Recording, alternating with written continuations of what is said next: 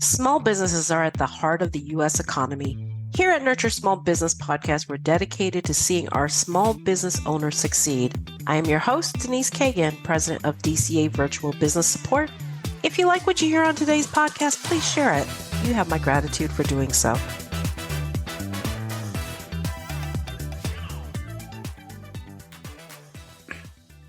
Today's guest I met through NAWBO here in Richmond. And if you're not familiar with NAWBO, it is National Association of Women Business Owners.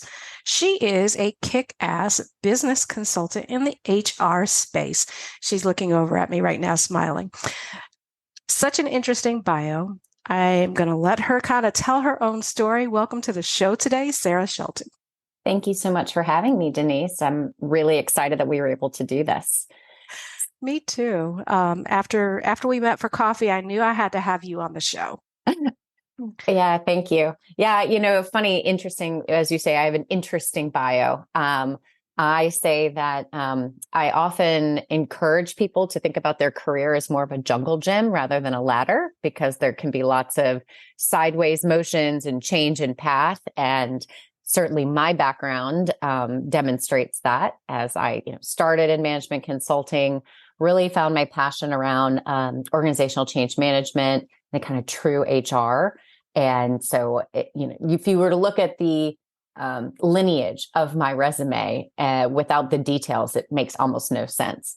But each of my experiences, I feel, has really prepared me for the next. So I often describe myself as a, business-minded HR executive and coach. And I love coaching. It's what I do as a separate business, but also when my traditional HR role is working with leaders. So I'm really passionate about people's growth and their development and ability to achieve whatever it is they want to achieve. And we are going to talk a little bit about how successful habits can hurt business owners. But before that, something a little personal. So part of your bio says, when not working, she loves to travel, exercise, read, and spend time with her amazing family. And I asked you, what makes your family amazing? I would say it's definitely my very precocious 6.5-year-old daughter. She's already ready to rule the world. She also loves to travel with me and really enjoys when we get free upgrades, and gets a little concerned when we're sitting next to strangers when we don't get them. So she's been to 3 countries and several states. And so she's always ready to pack a suitcase and go with me on the next journey. So I would label that as amazing as well, for sure. Okay. So successful habits that can hurt the entrepreneur. What does that mean? So this all started, Denise. I read a lot, as you mentioned. I read a lot of books, and I was reading this book called How Women Rise by Marshall Goldsmith and Sally Helgelston. And I was looking at it from the exact point of view that the authors wrote it. And if you're not familiar with the authors, they are both world-renowned executive coaches. And so Marshall Goldsmith had previously written, "What got you here won't get you there," which I feel like everyone uses that phrase, and probably very few people know where it came from, but it actually comes from this book. And it talks about how all these behaviors who got you in kind of a traditional corporate setting to the next level, once you get into a real leadership level, like the game changes. And what he found, though, after he wrote the book, was that the book was actually written very much from a male lens, and that some of the habits that tend to show up more frequently, more commonly with women in those similar roles were a little bit different. Some were the same, but there were definitely some nuances to females moving up in corporate America. And so I read the books and I thought, this is really interesting. And then as I was looking at my time with launching my company, my coaching business, it's like, wow, this actually really resonates as well in the entrepreneur space, as well as in the corporate space. And so after we met, I thought that would be a really interesting way to talk about it. And then just some lessons learned, as I've kicked around passion fruit for a while now, and I'm sure you have some stories as well on where you've learned in your journey with DCA. Go ahead. Yeah, absolutely. I was going to say, keep going though. This is fascinating. Yeah. So I think back particularly when I was starting Passion Fruit, and I've always been technically capable enough to be dangerous, right? And so I was like, oh, well, my friends have started businesses. They've used this tool to make their website. I can figure this out. The months went by. I met with a few web designers. I'm like, I'm not going to pay that. That's crazy. Another couple months went by and I was stuck and I could not figure out how to do the things that I wanted to do with my website. And when I think back at that time, and then I look at the learnings and the habits, it really identifies with this one where they talk about overvaluing expertise. So it's almost like you have to be an expert in everything as part of your business, right? As opposed to what are the things you need to be really good at? What are the things you just need to sub out and hire someone to do? And I remember, and I vividly recall, because I called the same website designer that was the first one I talked to when I told her no, she was too expensive. And I came back and she gave me a slightly higher price. And I was like, I kind of deserve that. I deserve kind of what I call the dummy tax, right? I should have taken you up on your first offer months before. And she shared with me in her words the same thing. She goes, time is money, Sara. Time is money. She's like, how many clients did you miss out on because you were trying to do something yourself when you didn't need to?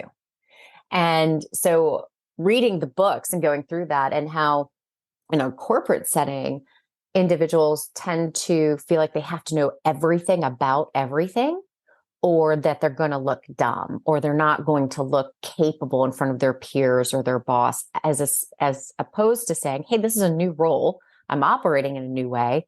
And there's a team, right? There's always other people, particularly in a corporate setting. You don't have to know everything about everything. And even when, so when it's in corporate America, you're just kind of getting behind the eight ball.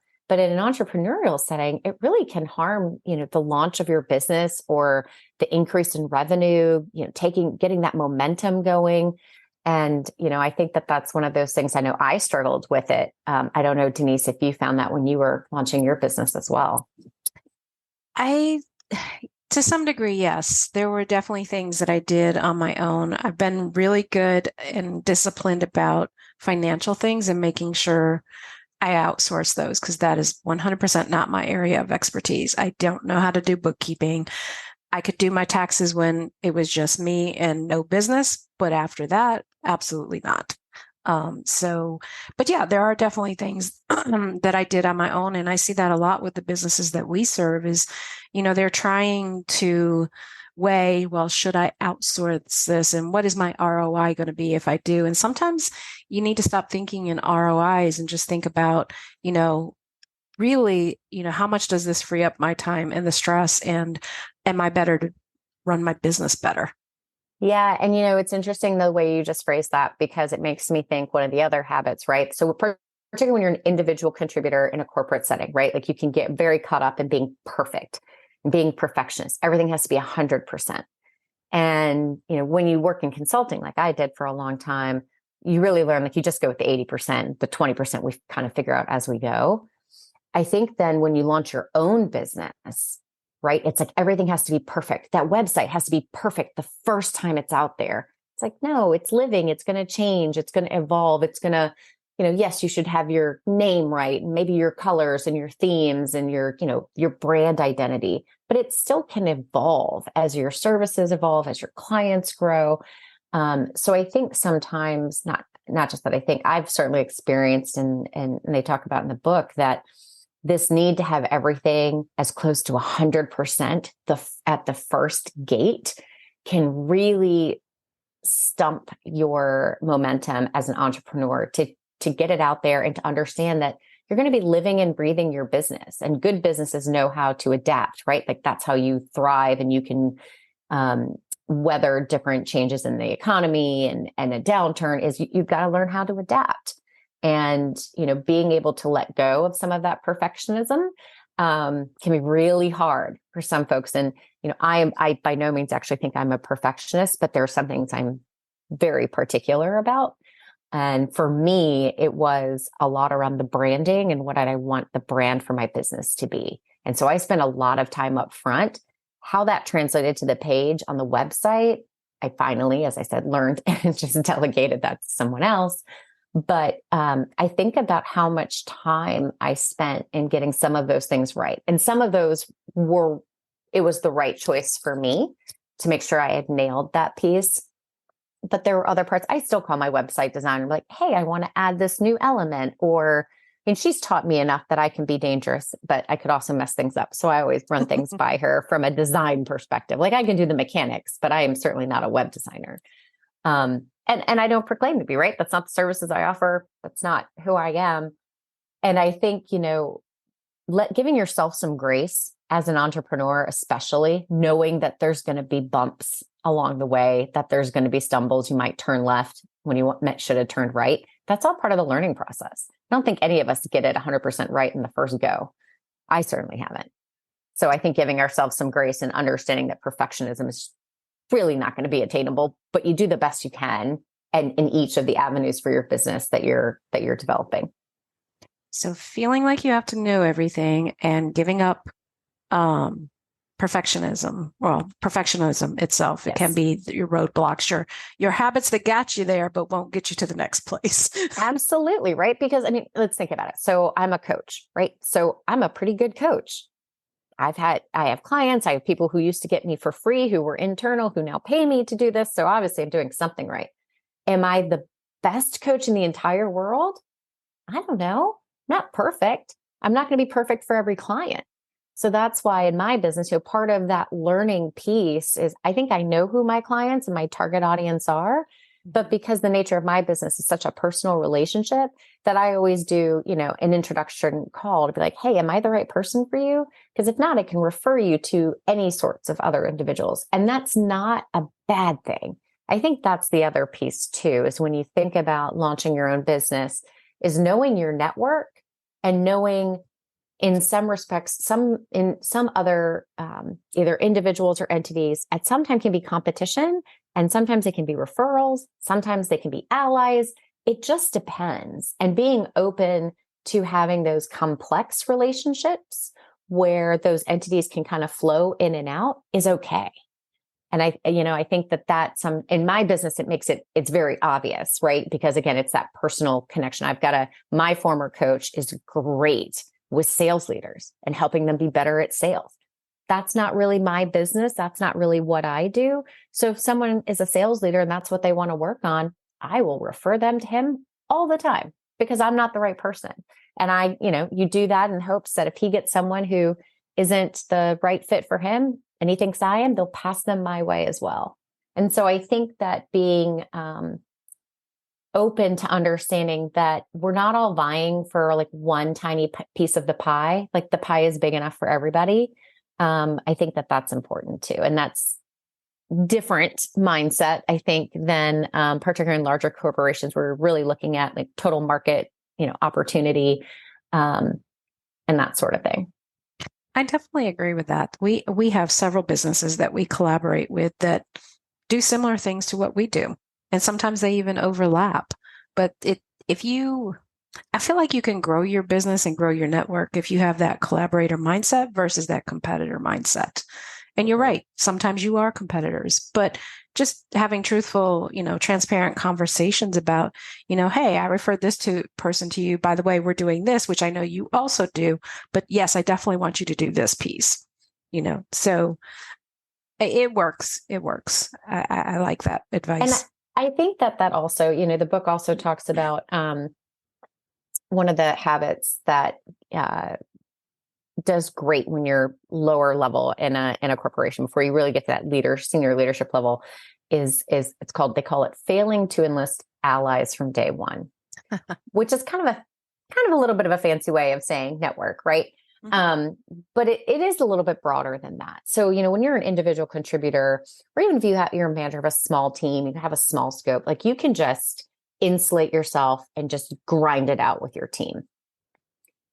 It's not my personal preference of how to work, but, again, going back to that, how it interplays with wanting to be perceived as an expert in everything is you got to ask for help to get allies, right? Like there's a vulnerability that comes with that most people are uncomfortable with. And being able to start that process earlier, right? I think builds those relationships. And that's true whether or not you're in a corporation or if you're an entrepreneur. So like when we met at NAWBO, and it's like, oh, what do you do? What does your business do? How do you like to work? Who are you? Tell me about your granddaughter. These are the things that, build that relationship and enlist allies. And it's not a, quid pro quo. It's not, it's not trying to get something from someone. It's just building the relationship and understanding that all of us are just trying to figure this out. And that's okay. I would agree.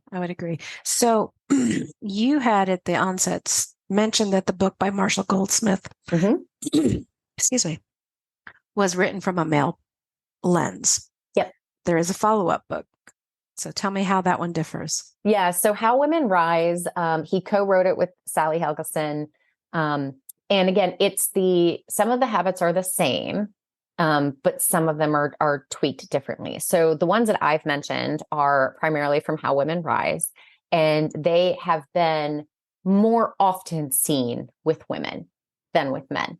So for example, I think several people have heard about now, there's this huge study that Harvard Business did with, how it was referenced in Sheryl Sandberg's Lean In about how if a woman, they did this huge study, and women who did not check off all of the bullet points in a job description were less likely it was like 80% less likely to apply for the job than their male peer. And now you'll see a lot on like LinkedIn posts and stuff. You'll see this little blurb at the end of job postings that are like, we really want women to apply, even if you don't think that you meet all of the criteria. And so from that, when you look at that study that they did from a different lens, that's really the lens of overvaluing expertise, right? I have to check all of the boxes from day one, rather than I have room to grow. Like I can hit 80% of these bullet points and knock it out of the park. And while I'm, running that like a well-oiled machine, I can learn the other 20% of the job. And, that's one of those things that the original book, What Got You Here Won't Get You There, that habit was not in that for the traditional stereotypical male case studies that they had seen. And, it really was interesting when the book talks about how Marshall and Sally came together. They had, I think Sally had used Marshall as a coach, and, they were chatting about how some things just showed up differently more often than not with women. And definitely the perfectionism, the overvaluing experience, and the relationship, which for me, the building allies from day one, and the being willing to ask for something in a relationship seemed a bit counterintuitive to me. Kind of in that, again, very overly generic way of saying, women tend to build relationships pretty easily, and we invest in relationships. But when I thought about it after I read the book and was thinking about it for this podcast, I build my relationships, but I hate asking for something. I hate asking for something. I do. I mean, when I reached out to you about your podcast, it was incredibly nerve-wracking for me to do that. And I know that I can, and I know that I should. And if you say no, I haven't lost anything, and it's still incredibly nerve-wracking. And so, it's just a difference in tendency. And, there's probably a lot of psychology behind it. I was just going to say, do you think that is potentially just a lack of confidence with women? I think some of it is a lack of confidence. I think, whether real or not, I think there has been perception, and many of us have experienced where the standards are different. Mm-hmm. And I think if you have experienced that, or you're close to someone who has, or you've witnessed the standards being different, being willing to make yourself vulnerable, to say you don't know something, or that you don't know how to do something, or to ask for help or expertise from someone else, you just feel very exposed. And so I think that there's probably definitely some history, and probably certain corporate cultures, I'm sure, still out there that don't necessarily create that inclusive space where people can feel free to be like, yeah, you know what? I do know 90% of my job, but there's 10% I'm still figuring out, and I'm learning, and that's okay. I think that depends on the role. It depends on the industry. It depends on the company. Depends on the leadership and the culture. And I'd love to say that in 2023, at the end of 2023, we're really far beyond that. Sadly, in many of my female business groups, I hear lots of stories that make me think we're not nearly as far as we should be. And so, but I think that there is an opportunity, and why I read books like this, and I'm a bit of a nerd on these things, right? But not only to help my clients, but to help myself be better and to grow myself. And so if I think through it, not just about my experience, but I see things I've experienced or I've struggled with reflected in what someone else is saying, it makes it easier to talk about. And it makes it easier to, frame okay, this is what I did. This didn't work. Whether I'm talking to a client or I'm reading another, so I'm like, oh, this is what they did. Maybe I'll try that out next time. And just, I think also realizing that a lot of our experience in transition as entrepreneurs, as leaders, whether you're male or female, or non-binary, is that we're all figuring things out, right? Mm-hmm. We're all figuring things out, and that's okay. And I think, the more that we kind of remove some of the facade that we have to know everything, we have to be perfect at day one, and all of that stuff, we just kind of let go of some of that pressure and just acknowledge and give each other grace that we're figuring it out. We create more and more space where more people won't have to have that same pressure on day one as well. So, Sara, as we get ready to wind down, first, what should I have asked you that I didn't? This like is being put on the spot, right? No, this is fine. I get this question from my whenever I have a first-time client who's never had a coach before, and they ask me about the process, and they're like, "Well, what's the difference between coaching and therapy?" Well, I didn't go to school for that long, so I'm not a psychologist, and I cannot prescribe any medication. And I said, look, there are some commonalities. I was like, you're going to bring me some problems and we're going to try to solve them together. I was like, I am a safe space. You can say anything to me. I'm here for you. I'm invested in your success. I am not a therapist. Don't ask me relationship advice. This is all about your professional development. And some of the personal comes in as well. But, I think there's coaching doesn't have to go on forever, right? Feel like some of us, therapy is a much more longer journey. Coaching can be, I'm trying to get through a specific transition period, or I'm trying to figure a very specific problem out, or work with a new set of leaders, or, lots of different permeations, but it's a little bit more, it is often more time bound and has some a more specific framework around it. Do you have packages like 6 months, 12 months, 12 weeks, something? I do. I have a mini package, which is a 3-month package. That's for if you just want to dip your toe in and you're really not sure if this is for you. And that's 6 sessions. So I meet with clients every other week. And I find that cadence works well because there's homework in between the sessions. You got to try stuff out and do stuff in between. And 2 weeks is enough time to give you time to practice or, try a new habit, and not so much time that when we talk about it again, you've totally forgotten the difference between what you did before and what you did this time. And then I have a standard package, which is 6 months. And then everything else is really kind of a la carte. It can be, we just do an assessment and a debrief if you want to have that experience. The 6-month package includes an assessment of your choice. I do team sessions where I'll come in and work with a leadership team that's struggling and do like a half day or a full day session, or, kind of space that out over time. So I generally, depending on my, I always schedule an introductory call with a potential client. And depending on what they think they want to get from coaching, I will propose either a 3-month or a 6-month. Or if they just want to say, hey, I want to take a Hogan or a DISC. I've never had that experience, and I want to know what this stuff is all about. We can do that too, and do that separately, and then decide if you want to continue. So I try to be really flexible and meet my clients where they are. One of the things that's was really important to me about Passion Fruit, and why you won't see in my materials, I won't say executive coaching. Executive coach, and it's not that I don't coach executives, I do. But executive coaching has a price tag to it that is astronomical.